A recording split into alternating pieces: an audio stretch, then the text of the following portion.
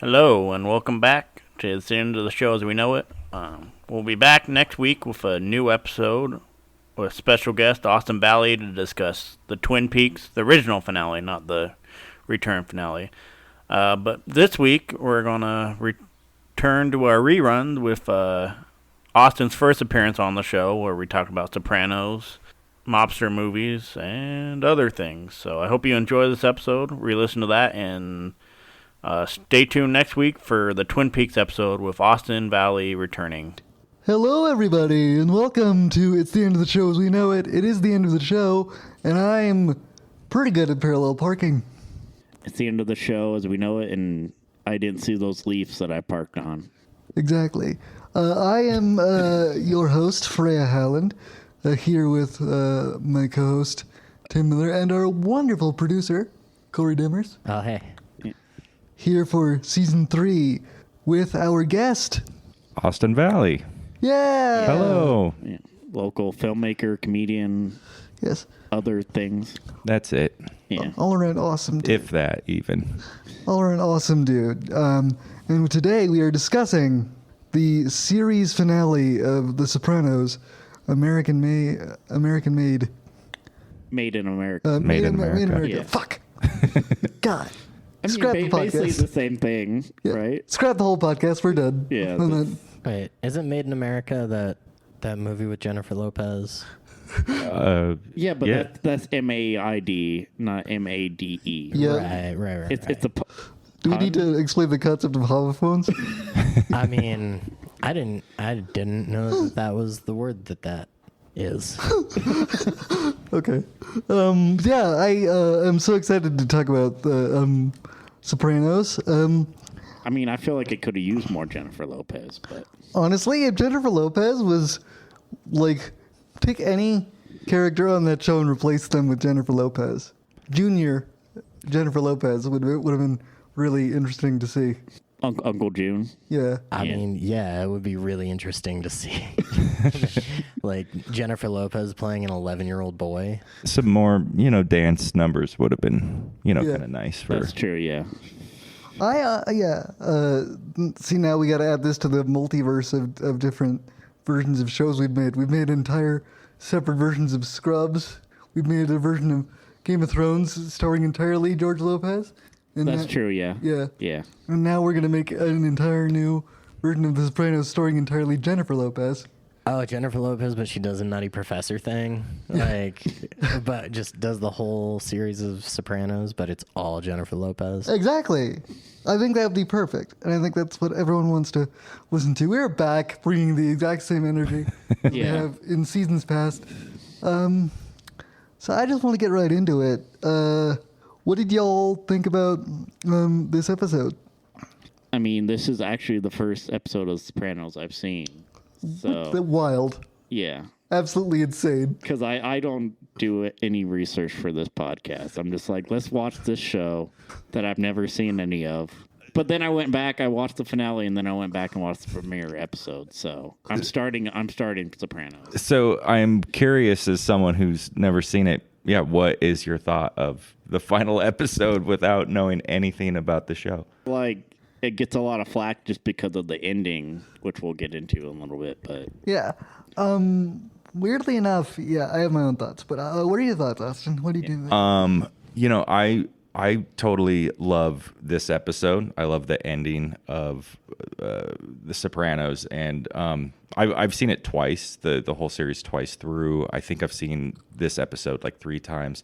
I will say the first time I watched it, I didn't know what to think.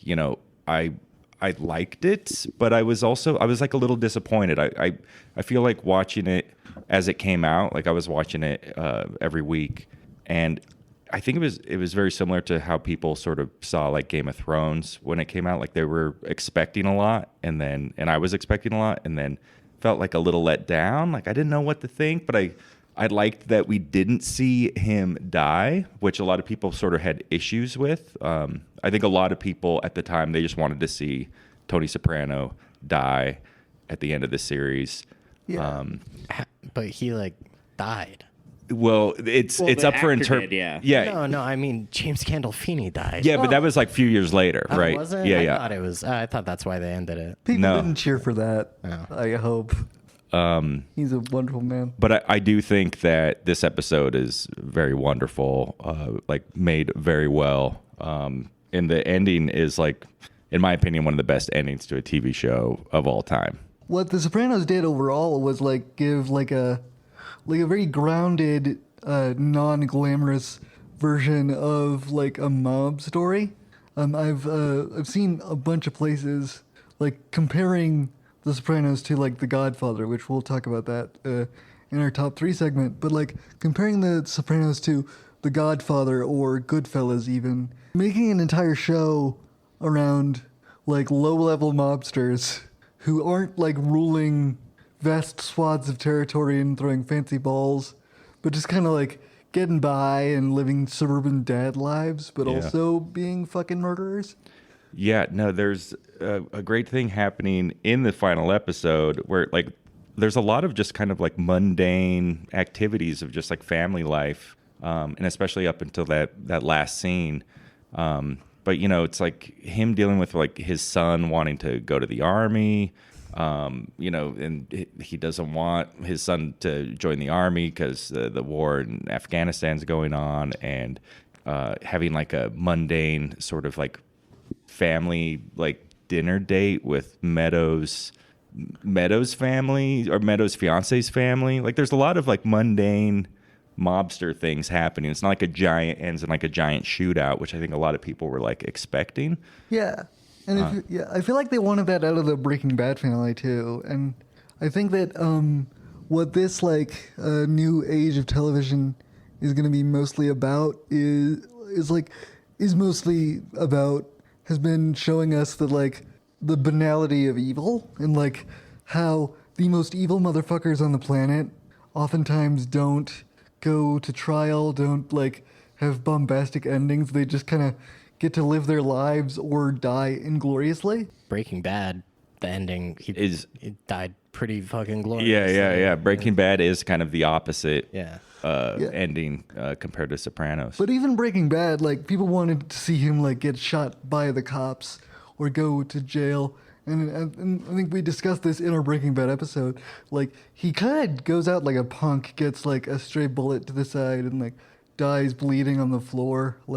Sopranos kind of set the tone for like these like anti-hero shows where the heroes never like it's not a Greek tragedy. It's like just an American story, you know. And I mean, I guess that brings up, I mean, if we just want to get into it, whether or not did he die at the end of the episode? Because it's left up to interpretation, and I have multiple theories on the ending, but I'm curious what you guys all think. Well, I mean, yeah, I feel like I think he survived, but that's just looking at one episode. I'm like, I want this guy to survive. So, Corey, what are your theories? I think he cut and run. He just took all the money and left. Exactly. yeah. I didn't watch it. Yeah. Yeah. That's why I want to hear your theories. Like, Yeah. yeah. I think he got abducted by the aliens from The Simpsons. Oh, I think they showed up right at the end and abducted him, and it's actually part of Treehouse of Horror. is it Kronos and what are the aliens called? Kronos and Chrono. I forget what the other one is. Kronos and Zapdos or something like I that. think I heard like when it cut to black, the infamous cut to black, like some people thought their cable went out. right? Yeah. Yeah. Because it's such a hard cut to black. Yeah. Yeah.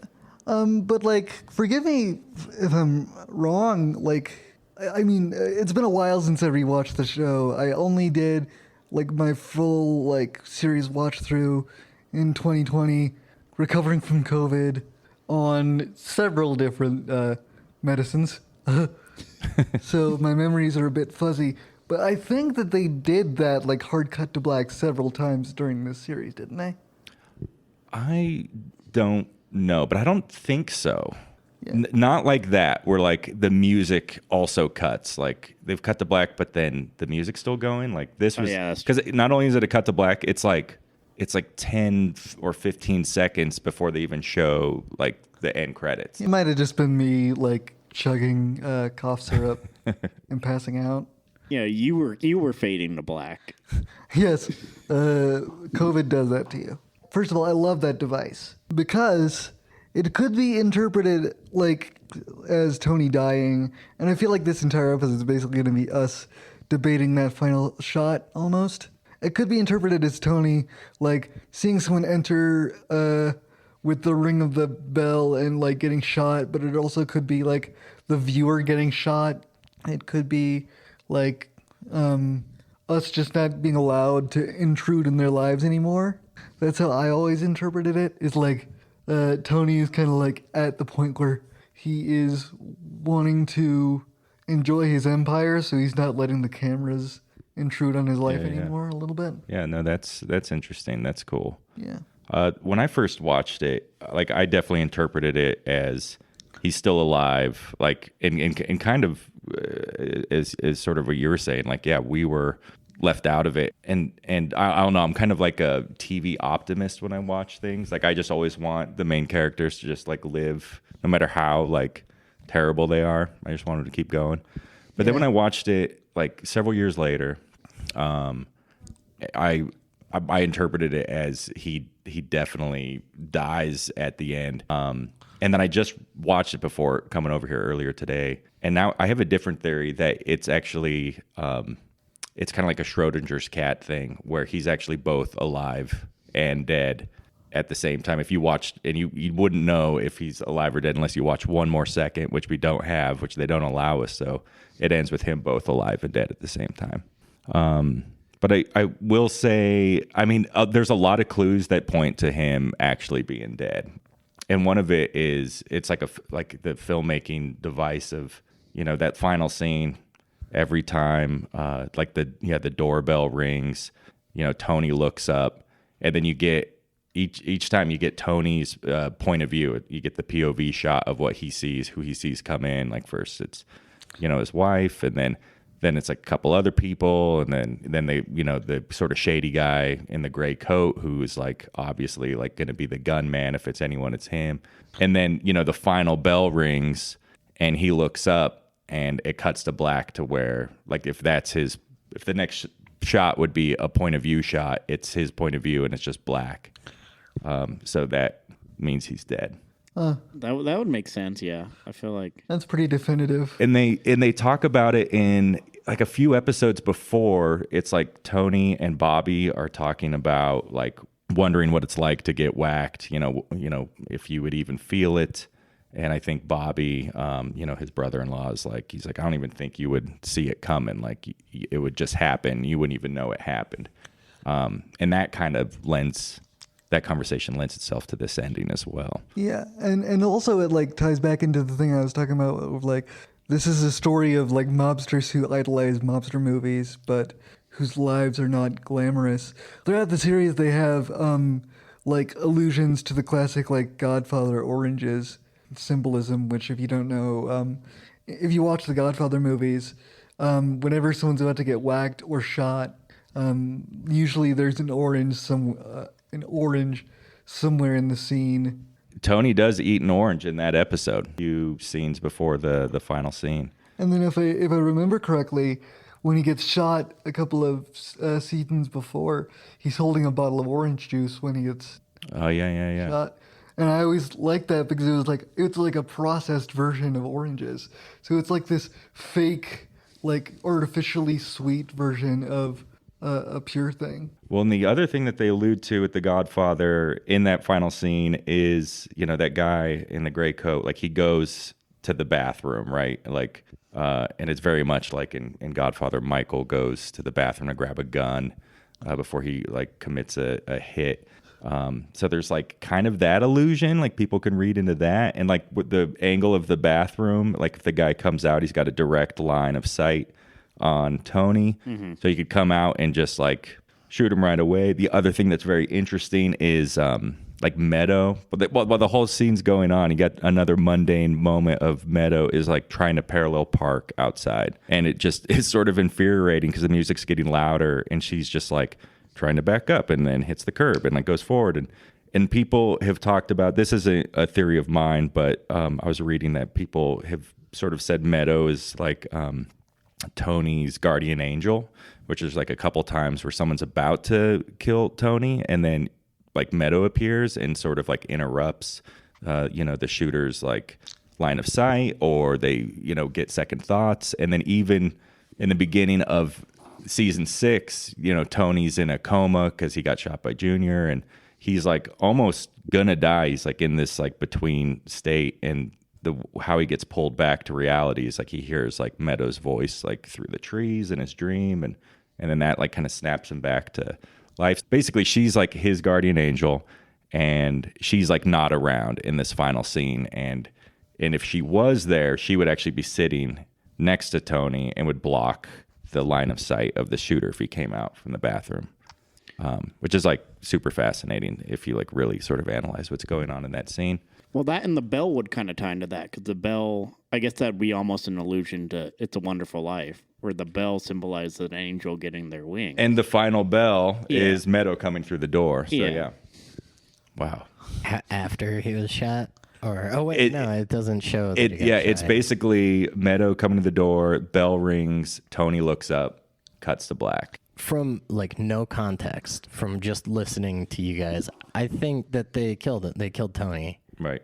All of everything you just said, like the cut to black, like just sudden end, but also it provides closure, like to a series. Yeah. Like definitive closure. There's also somewhere, I think David Chase, the creator, talked about in some interview that if like this was like early on, maybe season 3, season 4, like how Tony would die, and he made some allusion like, well, if he does die, it'd probably be in a place that's just some like shitty diner, and not in like a big gunfight, and that's like the final scene. He's in this shitty diner. What if they just forgot to, what if they just accidentally hit the stop record button and they just forgot to film the rest of the scene? Yeah, they had a big shootout and they didn't film it. And they just didn't want to admit that they just didn't get the footage. Yeah. And they couldn't get any actors to come back to redo it. That's a wrap on Tony, everybody. Yeah. Series wrap. And they're like, shit. No, it was supposed to happen that way. It was totally supposed to happen that way. Yeah, we're HBO. We don't make mistakes. Exactly.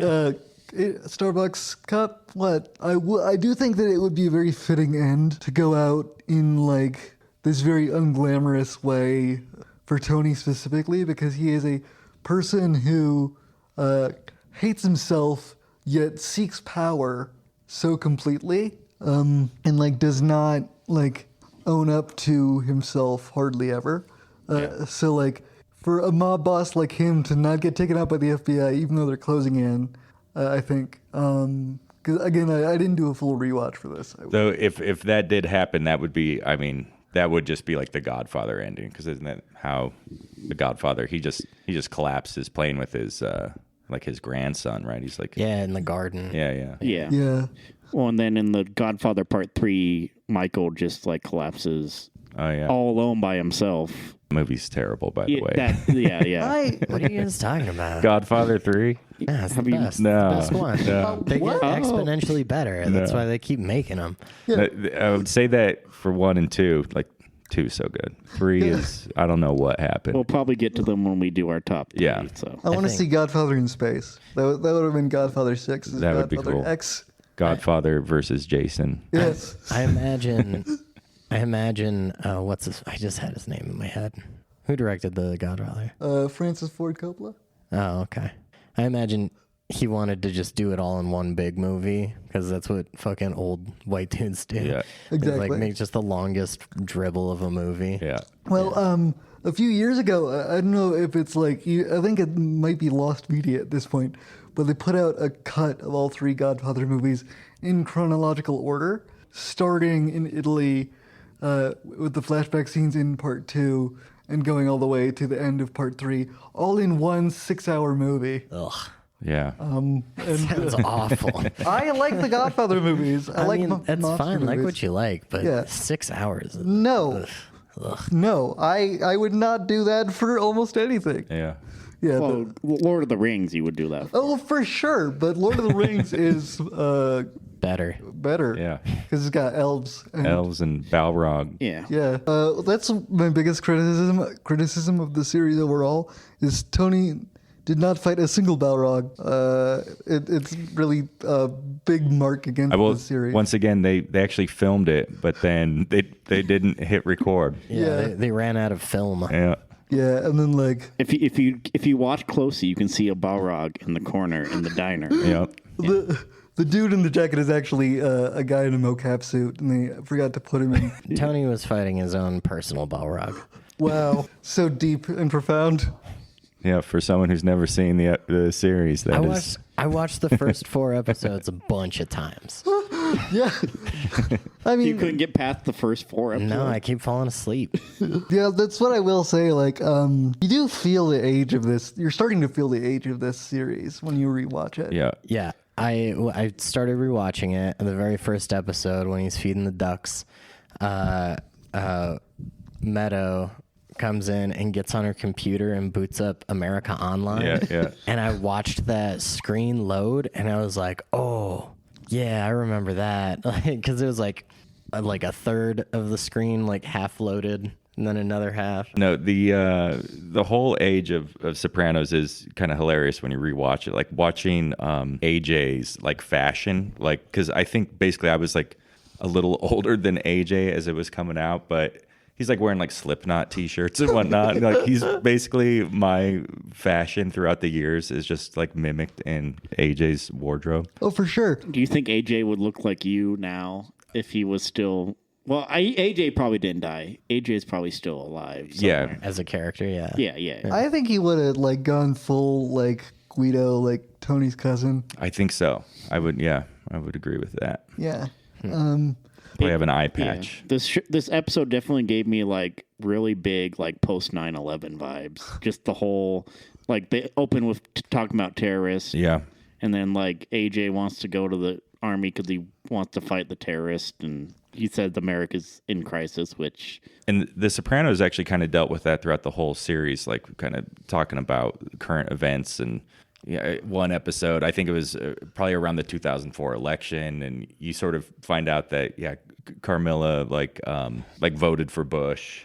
And you're like, oh yeah, of course these guys are Republicans. Like I'm rooting for them, and I like these guys, but no, actually they're terrible people. Yeah. And that was when I realized they were terrible, is that they voted for Bush and not like they're murdering people. Not the murder Yeah. or the extortion. Yeah. So you think they would have been Trumpers if they were like still? Oh, for sure. Well, and are that's you another kidding thing me? that's super funny in that final episode is AJ talks about he wants to go to the army to become a helicopter pilot, and then he could become a private pilot, and he would fly for Trump. That's yeah. He was like, I'd be Trump's pilot, and then a couple scenes later, Tony is like, do you think that Donald would allow you to do this? So yeah, they definitely would vote for Trump. Oh my God! If James Gandolfini was still alive, they 100% would make a sequel like miniseries where like Tony is like a fixer for Trump or something. Yeah. I would kind of want to see that, like him within the Trump administration.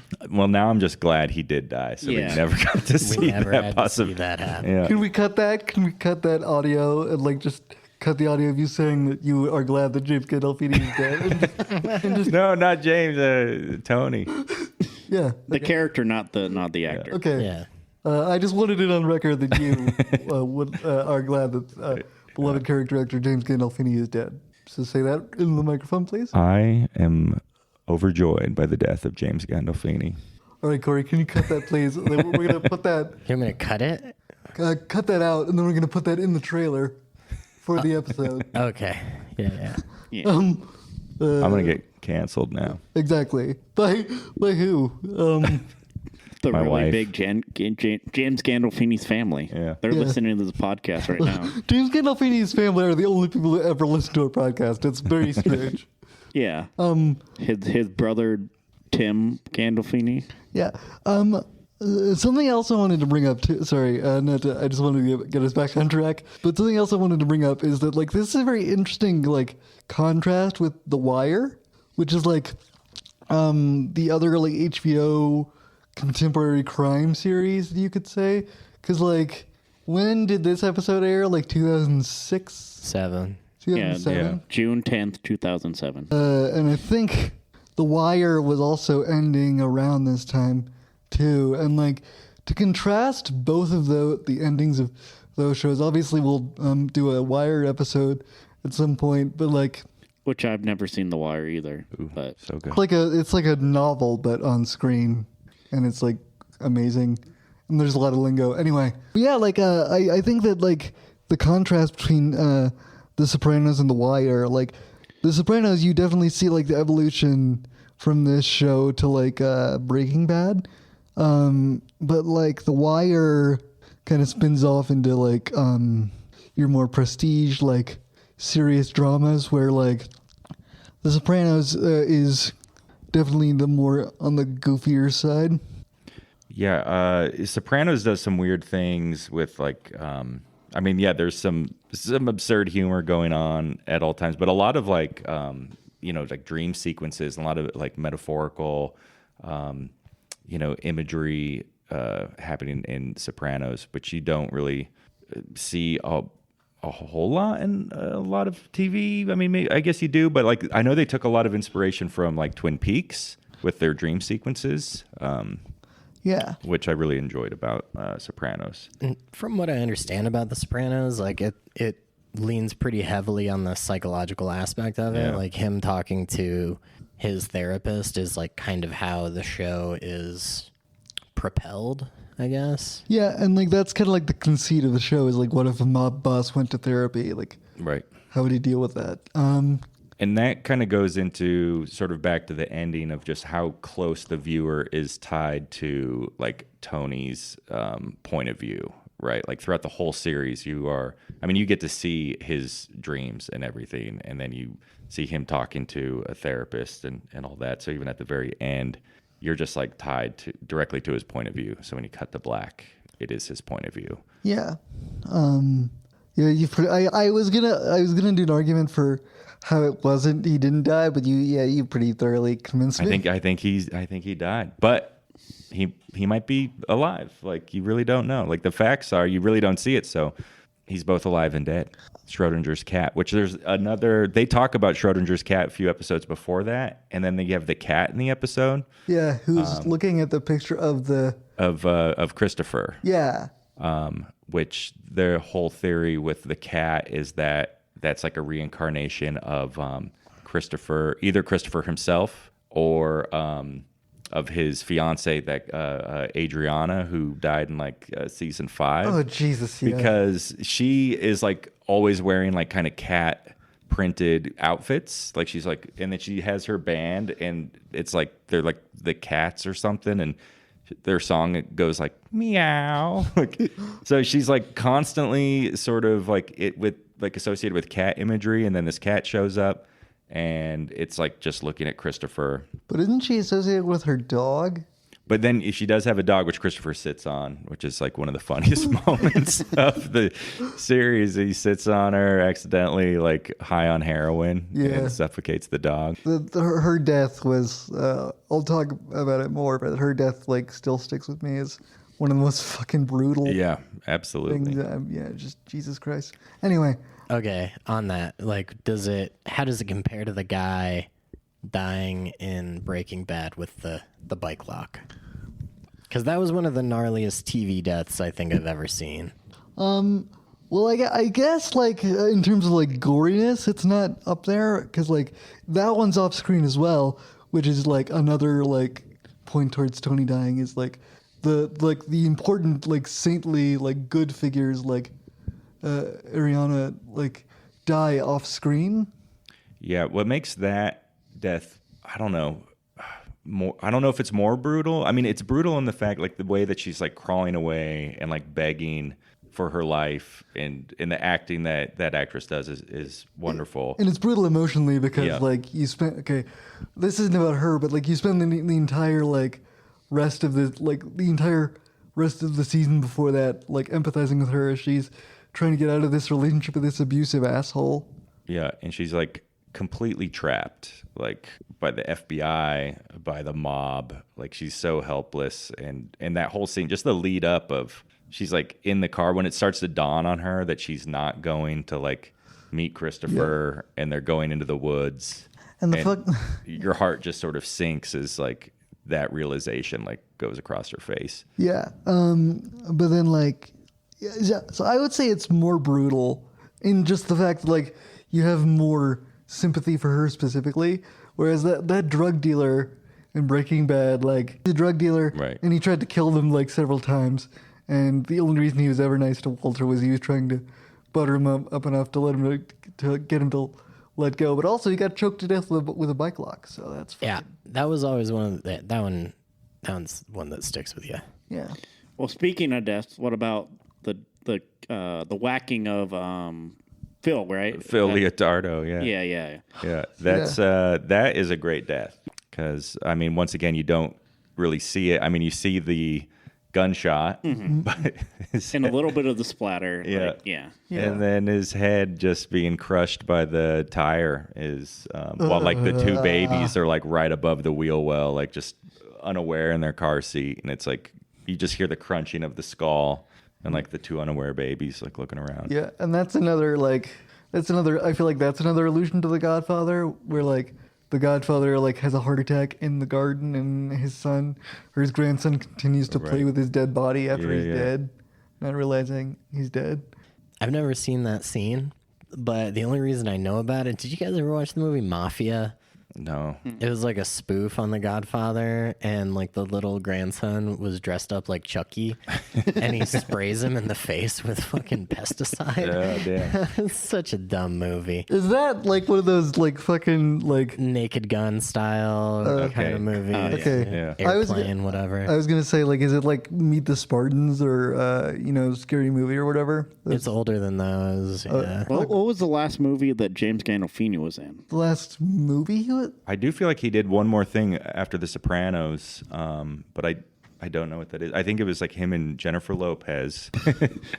They were two mobsters. No, I don't know. It was Enough Said with Julia Louis-Dreyfus. Thank you. Thank you. Yeah. Oh my god, I remember that. Yeah, I remember watching that when I was a kid. He looks like Kevin James with a beard.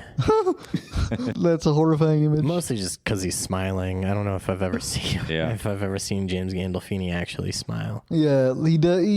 He I'll say something about James Gandolfini. He has a wonderful like, you're pissing me off, but I'm pretending being friendly smile, and it's like pants pissingly terrifying every time to see him do it.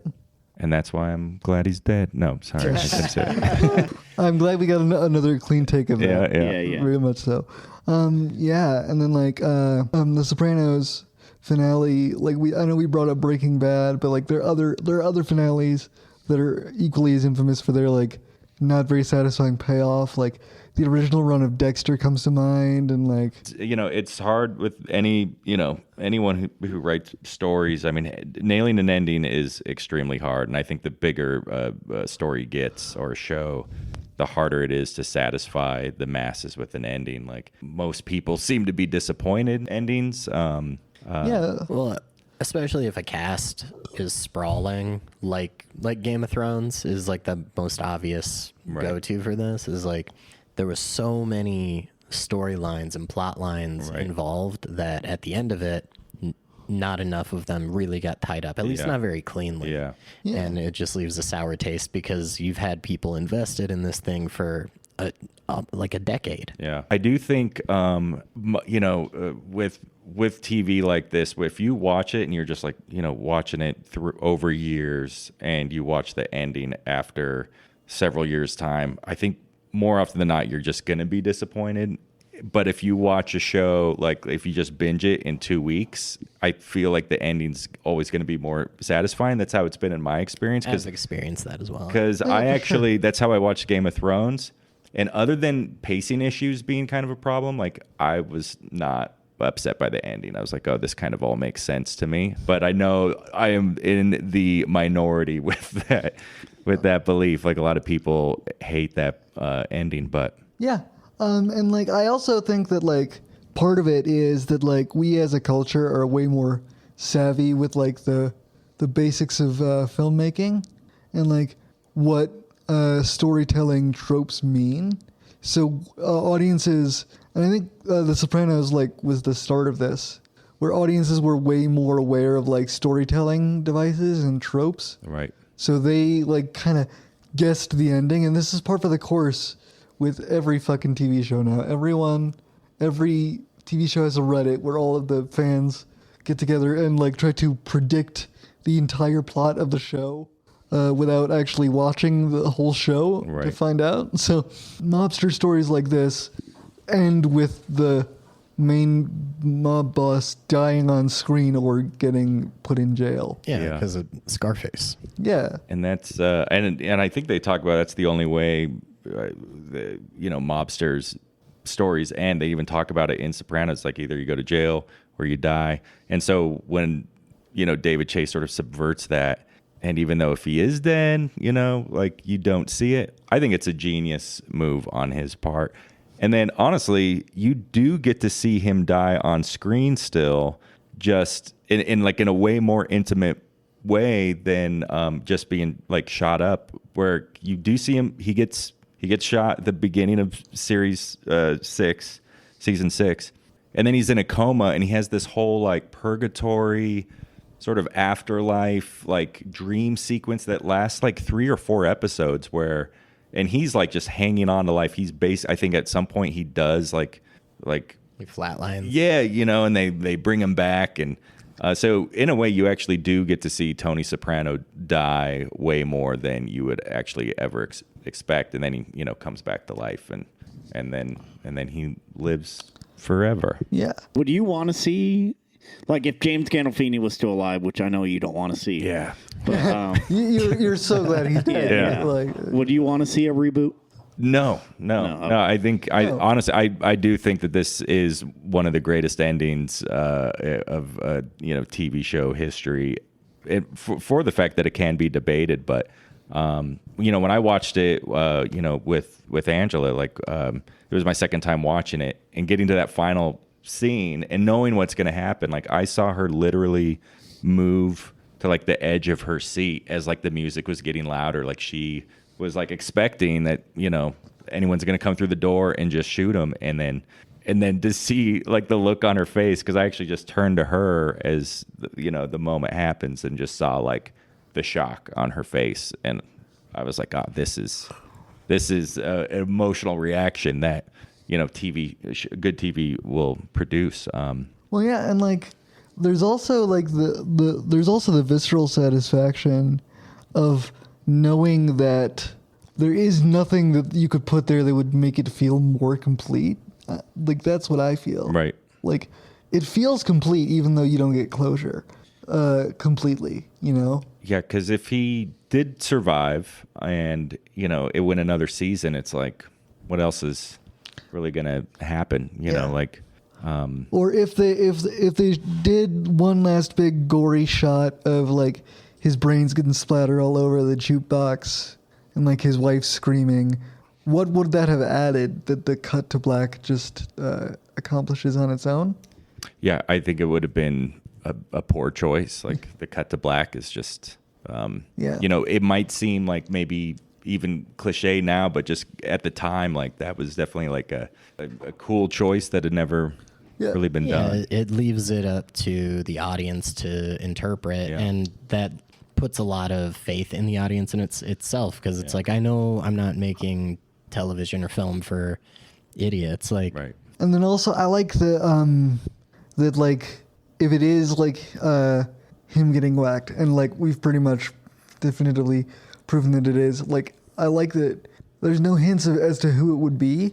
Like if the dude in the jacket is his assassin and shoots him, then he's probably a member of that group he made a deal with a couple of episodes before, like tying up loose ends, I think. Yeah, it could be the New York mob. I know some people have like surmised online that it could even be Paulie, because like Paulie in that episode is all kind of upset with him about being put in charge of this one area of their family, that like pretty much everyone who's in charge of this unit like just keeps dying prematurely, and Paulie, like they kind of argue about it, and he's like, I don't want to take it, and he kind of like is sort of pressured by Tony to take on this responsibility, and they leave their conversation, like Tony walks away, they're like out in front of the pig butcher shop, and Paulie just has like a,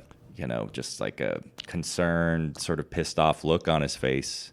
So I could see that maybe Paulie would hire someone to do it, but more likely it's the New York mob. But it could also just be someone that from Tony's past who Tony, killed just randomly or whatnot. Like, It could be a random mobster who comes in, slips on a banana peel on the floor, and gives Tony a panic attack. and gives Tony a panic attack, and then Tony's gun falls out of his pocket, bounces 6 times, Yep. shoots him in the head, and then shoots everyone else in the diner all in one go. Yeah, that's what happened. And they didn't film it. Yeah, it was too expensive. Yeah. And they wanted to use the Looney Tunes sign off, but HBO didn't own the Warner Brothers cartoons back then, so... Now they do. They can do the recut. Yeah. Yeah. Yeah. That's another version of The Sopranos I want to see is Bugs Bunny as Tony Soprano. Like a Space Jam. Yeah. Sopranos Space Jam. Tony probably dies, but you think his family survived? Yeah, I would think so. I think if it was if it was a mob hit, it would be just like how Phil Leotardo got hit, where Yeah. it's like shoot the target.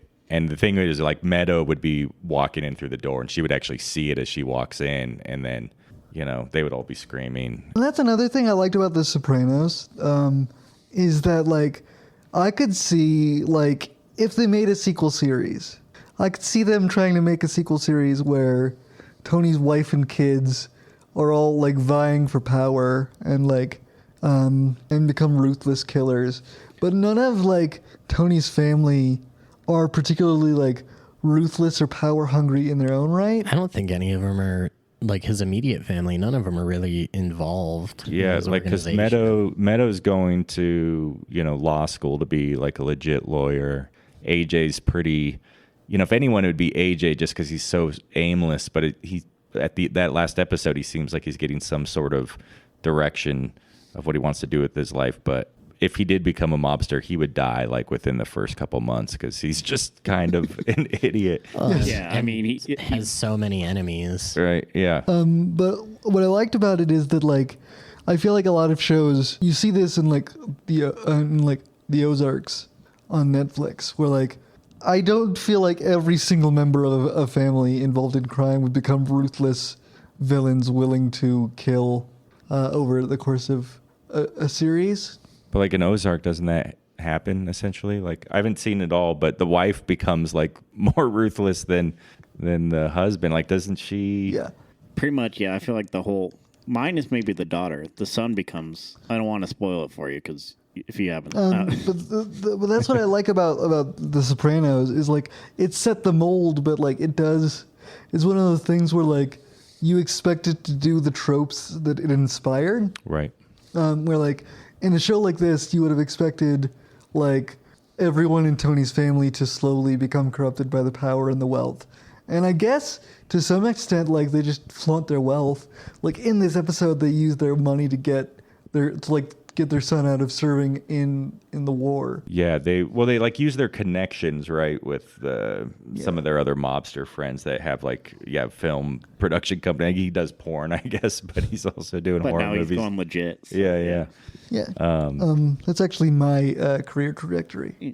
And Yeah. I think AJ gets like 2 cars in the span of this episode. Right? Yeah, because he's got that yellow car that he parks on leaves and it starts on fire, and then he gets like a BMW afterwards, and he has the whole thing. He's trying to become like environmentally conscious, and he's like doesn't want to drive an SUV because they're bad for the environment. But then he gets the BMW, and he's like, well, it gets 27 miles to the gallon. He's like, it's pretty good, and he's like totally stoked. And you see that, he's just this spoiled rich kid. Yeah, like, that's what I love about it, though, is, like, they're all just rich idiots. Yeah. None of them are, like, ruthless or geniuses. They're all, like, just pretty low-level, dumb gangsters. And that's kind of a theme throughout Sopranos, is like the sort of the dying of like the old mob ways, and like the younger generation just doesn't have like the grit and toughness as the old guys. But even the businesses aren't dealing in like legit business, legit in quotes, like they're getting more into like dealing drugs, which like old mobsters would not really do. They would be doing more, like I mean, that was one of the main conflicts in Godfather was Randall's character not wanting to get into drugs. 'Cause Right. he thought that was immoral and But also, like, it's a more modern time, so like that hard hustle of like whatever selling stolen shit found off the back of a truck Yeah. or whatever. Yeah. That doesn't really exist anymore. exactly. So they have to go like into the drug world. This whole series is kind of like about, I said before, it's about a generation of mob dudes who are raised on mob movies. So when they reference mob stuff, they reference like The Godfather and Scarface more than they reference like actual mob history. Right. And Yeah. like their actual families who've been in this business for a long time, because in their minds, being a mobster was much more glamorous in those old days, when in reality it was always like a bunch of dirty, like poor people, like just doing a bunch of grifts to get by. It was always like way dirtier and way more immoral than they let on, but they pretend that it's like this grand drama thing like The Godfather, when it's in reality it's just like way more mundane. well, it's almost like somebody watching who was raised on like Bad Boys becoming a police officer. That's what cops are, dude. Like they watch Training Day and they think, oh wait, no, that's actually a good model for how to be a cop. Denzel Washington's a hero. And then they watch Manchurian Candidate and they're like, yeah, that's how you be a cop. Exactly. And then they watch Super Troopers. And then they watch Paw Patrol. Because they accidentally had a kid. Yeah. We should probably dive into everybody's favorite segment. Holy shit, it's my favorite. Oh my god, I love Yeah. it so much. Yeah. Top three. Top three. We'll have to do a jingle for that one. Yeah, eventually. Eventually. So here's how this works. You will have 3 minutes on the clock to tell us 3 specific things from a list. And if you don't get that list, then fine. There's no penalty. But we will kill you. Oh man, this is Like Tony Soprano. Yeah, this is art. We'll just cut you Life off. imitating Yeah. art. Yes. If you could insert the sound of a gun hammer being cocked. We're gonna play that song by Journey while you do this, and then we'll cut it up. Stop. Yeah, Don't Stop Believing. We can't do that. We Okay. don't have the rights to do that. Won't You Stop Believing? We have the rights to that song. We have the rights to the Kids Bop version of that Yeah, song. yeah, Just don't believe. yeah, yeah. Did I tell you how in middle school, the staff of my middle school sang Don't Stop Believing for the talent show, and they were called Staff Infection? Oh man. And they were all dressed like gross. doctors, and it was really fucking awkward. That whole thing is just a weird choice of song, of theme. Of a name. Staph infection. Yeah. That is, I will say, one thing that I despise this final episode for is really making that song like super popular again. Like, What? Yeah, I am not a big fan of that song. And everyone afterwards was like, yeah, we'd be going to like kickball, and like everyone's like playing Don't Stop Believing everywhere. I like it when I'm super drunk and I need to feel good after a long It is a night. good wedding song and whatnot. Like, I don't know. Yeah, it's like Sweet Caroline. Yeah. It's got its spots. You didn't play it at your wedding, though, did you? No, but we did play Sweet Caroline, and like that, like slapped. People loved Sweet. everybody loves that fucking everyone song. sung. Yeah, it was crazy. That would have been more appropriate because that's New Jersey. Wait, no. No, that's They couldn't not- get the rights. Yeah, to Neil it. Diamond's. If it would have been Bruce Springsteen, that'd have been Bruce Yeah, for some reason I thought Bruce Springsteen did Sweet Caroline. Well, Bruce Springsteen's guitar player plays Syl, Syl in Sopranos. Oh, yeah, yeah, yeah. That's his guitar player. Oh, wait. Yeah, and he was in Lilyhammer. Yeah. Yeah. Okay. Okay. Pretty much plays the same guy. Yeah. So top three. Okay. We will be discussing our top 3 moments from this episode, our top 3 favorite Sopranos characters, and our top 3 gangster movies/TV shows. And I'm going to get the timer started, and I think we will start with our illustrious guest. Should we have our illustrious guest go last? Oh well, I get Headline the top three. that doesn't. I'm fine either way. That does make more sense, doesn't it? Okay, Yeah. I'll go I mean, last. I can start. Let me get my stopwatch going here. Okay. I mean, it's the same stopwatch for the same for. Don't stop watch believing. That's you can do better. You said no jokes, but that's the best joke I've ever told. That's that doesn't count as a joke. Can confirm. All right. You can't tell, but we just faded to black right before you said that. So We cut to black right as you said. yeah. We're gonna yeah. cut to black right now. So top three, beginning in 3, 2, 1, go Timothy. Okay, so moments, I guess, when AJ blows up the car. I feel like that's like one of the most realistic car explosions I feel like I've seen on film. Because every other movie, like the car just like blows up and it like goes sky high, which I've never actually seen a car explode, but it seems like it's the most realistic. It's pretty sick when a car explodes. Now you got like the tires like kind of deflate, and the music's the music starts to like disintegrate while And the seats melt. yeah. Let's see. I guess Phil's death. I feel like that was one of the better deaths in this episode.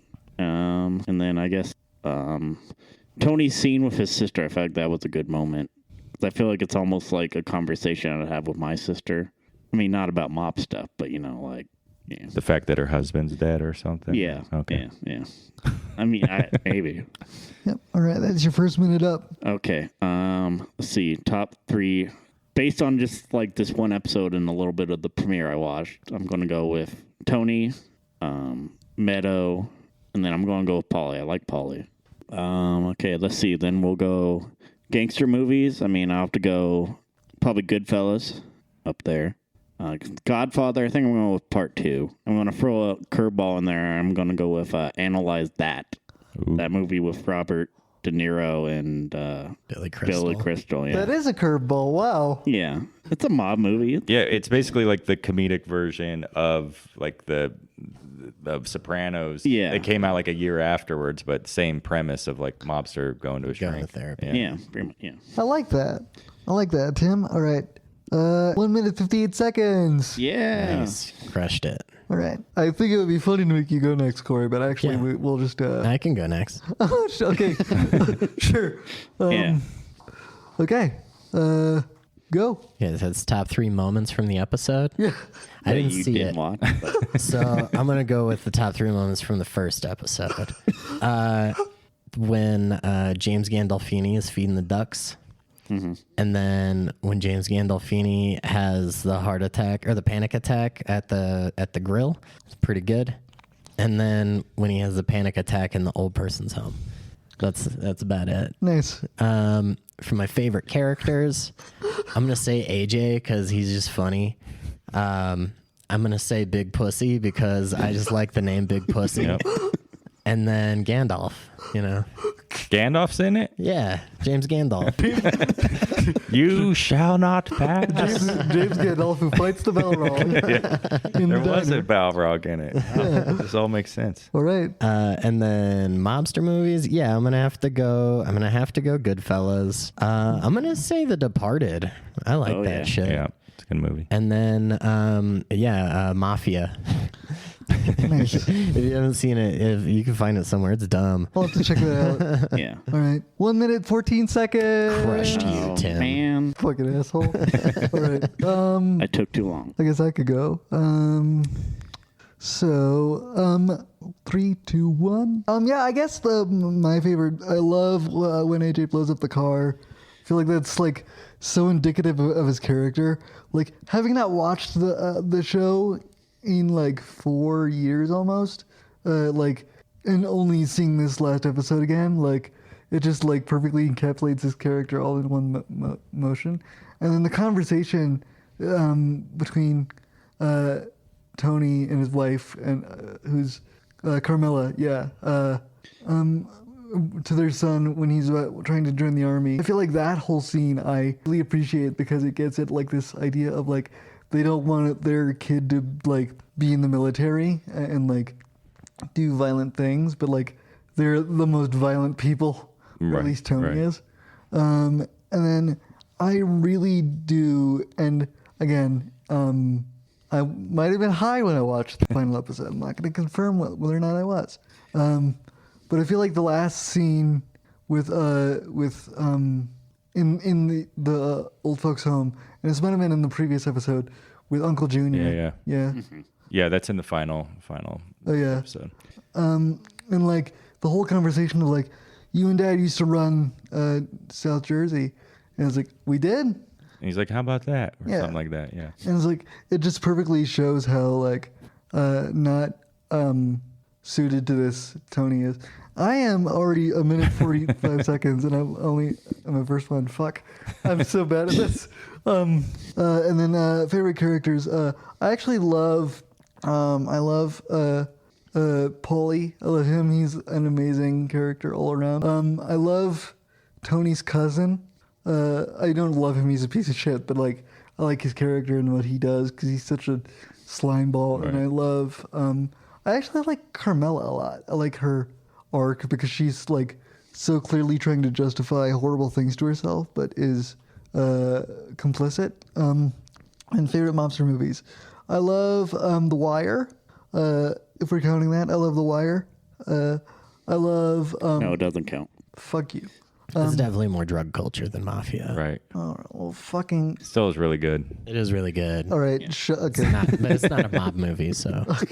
Okay. So if we're going by strictly mob movies, the God Or shows, right? or Yeah, shows, yeah, Oh, shows, yeah. The Godfather. I love Boardwalk Empire. Boardwalk Empire is also very good. And my third pick is actually an episode of Harvey Birdman, Attorney at Law, where That's 3 minutes. oh fuck. Well, the long and the short of it is, Fred Flintstone is accused of being a mob boss, and it is actually a big parody of The Sopranos, and it's hilarious. I'll have to check that out. Yeah. Yeah, I'll check that one out. Well, I fucking failed so Yeah. hard. I failed at my own game. You're off the show now. Okay. Get out of here. You can't see this, but there's a gun to my head. Maybe there is Schrodinger's gun. Exactly. Yeah. Oh, someone just came in my door. Ding, ding. All right, Austin. Tell me when. Ready? 3, 2, 1, go. All right. I would say top 3 moments of this episode would be the scene with the cat. With Polly and the cat is super funny. And yeah, it's got like a really deep metaphysical sort of spiritual kind of undertone to it. That I would say the final scene. And then maybe even just the opening shot to the episode is really good because it's I didn't notice this until just rewatching it, but it looks like Tony's dead. Like he's like asleep, but he's like And on it this looks- white yeah. white pillow, and it looks like he's in a coffin. Pretty good choice for an opening shot for that episode. So those are my top 3 moments. Top 3 characters. Got to go Tony. I got to go Polly. I'm gonna take that back. I'm gonna go Tony. I'm gonna go Junior, and then Tony's mom is an amazing character. You know, she only gets 3 seasons because she passed away, and they actually had to do terrible green screen to like finish out her episodes, which is laughable to look at now. It's like really bad effects. I but- didn't know that. That makes me sad. Yeah, but she's an awesome character. And then honorable mention of Adriana. Oh yeah. And then shows, movies, I have to go Sopranos. And then Godfather 1 and 2 tied together because they just can't exist without one another. Fair enough. And then Goodfellas. All right, 1 minute 23. Ooh. So we all know who the fucking loser is. But I believe, Corey, you are still a reigning champion. And it's not really fair because you didn't watch the actual episode. Okay. So you get a gold medal with a little bit of silver paint. So on Can it. we give him a asterisk. handicap? Like a 15-second handicap? Wow, dude. Wow. I mean, I'm talking like golf terms, Offensive. not like... I find that offensive. Even if I had 15 seconds added on, I still would have had the lowest time. That's true, yeah. Exactly. You don't win anything. You win some gabagool. I have gabagool in the fridge. No way. Yeah. Gabagool and milk. I do have a very large amount of milk for unrelated reasons. Like But- larger than a gallon? gallon and a third. It's like, what, you got like a 5-gallon bucket of milk in there? Just a ladle. They got a whole cow in their fridge. It's bathing purposes. I'm joking. No, I just forgot I had milk. Anyway, well, thank you so much for joining us. Hey, thanks for having me. On this first episode of the 3rd season of the podcast. And I am so excited to see where we take this next season. Yeah, we have some things planned. Our Star Wars special is coming up soon. I'm so fucking psyched for that. Yeah. It's going to be so much. What's the end of Star Wars? Is there an end of? It hasn't ended yet. Yeah. We'll get there. We'll get You'll there. find out. Yeah. You guys have to actually listen to this podcast to find out. You will not convince me to watch all of Star Wars. We're not going to make you watch all. We never said you had to watch all of anything. Yeah, we didn't make you watch all of Sopranos. I know. Yeah, you just have to watch like the first episode and a few others. And Yeah. Watch enough to get context, and then we'll Yeah. call that good. I did, dude. I knew Gandalf was in this. Like, what? yeah. Exactly. Yeah. Yeah, we got so much coming up. It's going to be so much fun. We might even cover Curb Your Enthusiasm is ending, so we might cover that. No promises, but No promises. We got so much coming up. We also have another podcast that we produce for Seven Independent Living in Base called Base Talks, where this season is also all about media analysis. We're going to be talking about portrayals of disability in media, starting with Silver Bullet, my favorite disabled werewolf movie of all time. And it's going to be a lot of fun. Austin, do you have anything you want to plug? What do I want to plug? A movie that I made with the help of Corey and Tim's in it. Tornado County should be being released online within probably by the time that this episode comes out. So look for Tornado County. Go to YouTube and give it a search. yeah, you have your own YouTube channel, right? Austin Valley. I do, but it's a lot of old videos. But yeah, go to that, and then I'll plug M Squad. Go to the M Squad Oh, yeah. page. M Squad rules. Yeah. Tornado County rules. All of it's very good, fun content. Which I think I'm in. You two aren't. Are you two were in M Squad? I was in M No, Squad. yeah. I was but not an M. I was supposed to be in Tornado County, but I couldn't make it. Anyway. But we'll be in Austin's future projects, hopefully. Yeah. Yeah. Got more coming. And then, if you guys ever do the end of Twin Peaks, you have to bring me back because I will. We'll definitely will. consider it. I feel like Go we're hard on Twin Peaks. Oh, Yeah. yes. We'll get you and our friend Rye and to Oh, man. Love it. do Twin Peaks together. yeah. Yeah. What about you, Corey? What you got to plug? Not much. You can catch me doing stand up. That's it right now. I might have a new podcast coming up down the pipe, but we'll see how that shakes out. There's a new open mic in Missoula. Oh yeah, the second Tuesday of every month. Come out to Faruqi's. It's karaoke. It's comedy and karaoke. So comics do 3 minutes of stand up, and then they have to sing a karaoke song. And I am a big fan of that in principle. Oh, it's great. It's a good time. I am terrified of singing in front of other people, so I will watch. Sing "Don't Stop Believing" right now to end this episode. Oh fuck! Kill me. Cut to black. All right. Bye, everybody. Yeah. Bye, everybody. Bye. Bye. Bye. Stay tuned next time for the final episode of End of Show. Where I die to too much gabagool. Yeah, and I fight a Balrog. I'm Gandalf. And Jennifer Lopez will be there. Yeah. And Austin is so glad that James Gandolfini is dead. That cannot be stressed enough. That is admissible evidence in court now. You killed him. Oh, no. All right. Bye-bye. Bye.